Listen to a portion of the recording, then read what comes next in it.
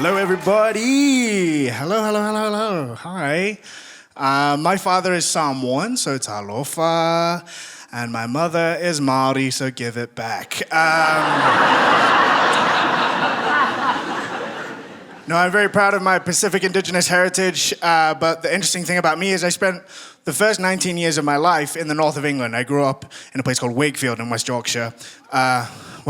What?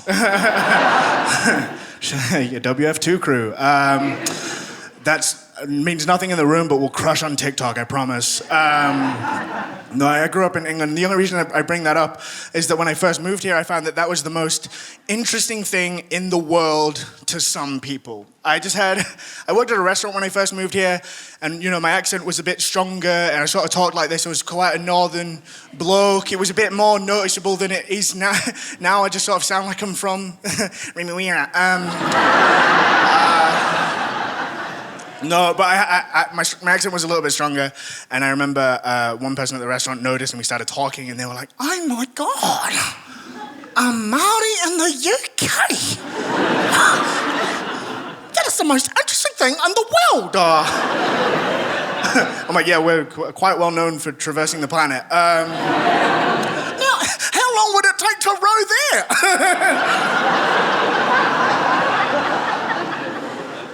About 3 weeks, probably. No, it's been really beautiful. I've lived in Aotearoa for 6 years. There just was a few it was a culture shock to move here.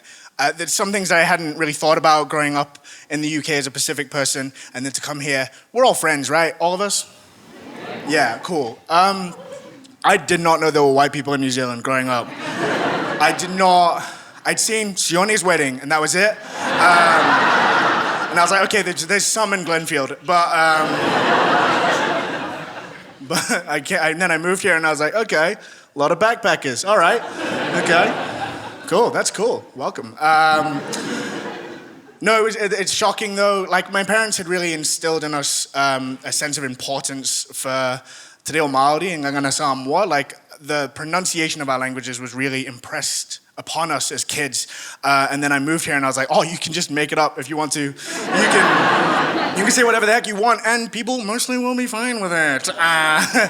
Though I learned this when I first moved. I was talking to someone and I was like, oh, I'm heading to Mangere later on today, and they were like, oh, bruh, I love it in Mangere. No, sorry, I think you misheard me. I'm going to Mangere. Yeah, bro, South Auckland, Mangere. No. Mangere, Mangere, Mangere, Mangere, Mangere, Mangere, Mangere, Mangere. I'm like, I don't know why, but I'm starting to get a little bit angere at you. It just was a bit of it's a shock. It is like, and this is my ignorance, this is me not knowing anything before I moved here, but it was a shock to learn that there was a country that doesn't speak one of its official languages, right? Like, and again, I completely understand this context that it was withheld and gatekept for so long, but I just didn't know that. So, what it was like for me to show up here was, how do I put this? It's like imagine you went on your OE, right? And you go to France, and you've been on Duolingo, and the owl's been helping you, and you've been like really sharpening up, and you're so proud of yourself. And you show up to a little Parisien cafe, and you go, garçon, garçon, it means boy, garçon, je voudrais un croissant pour le petit déjeuner, merci.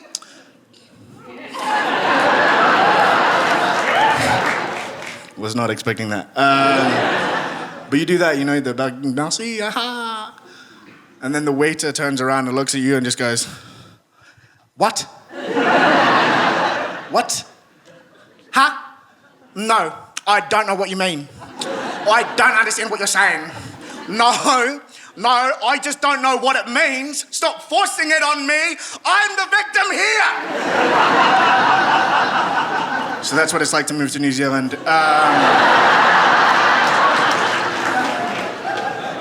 It's a really wonderful experience. No, one of the reasons I moved to New Zealand, as I'm also an actor, just because I needed something stable in case this falls over. I got into acting. I wanted to act in the UK, But you know, like, I wanted to pursue like the really good Pacifica and Maori roles, like really like sink my teeth into these strong characters. And a lot of like English TV is like period pieces. And I'm not great at running, you know, like, you know, like they'd be like, get back here. And I'd like look at this long beach and I'd be like, yeah, okay. End of the show. No, but I came back to find these roles, to find like good, cool, interesting roles to represent my people. Pretty slim pickings here as well, I'll be honest.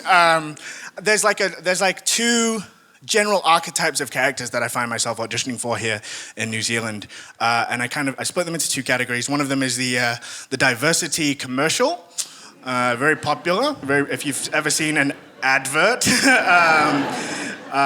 What the audition is usually goes something like this. I'll rock up to the room, and it's me looking like me, and I'll be standing next to like a beautiful elven non-binary person, and then just the most ginger dude you've ever seen in your life.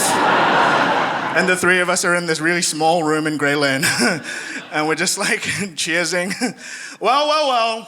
Look at us, three adopted siblings enjoying a non-brand specific but very popular fizzy drink. But those jobs do pay really well. So,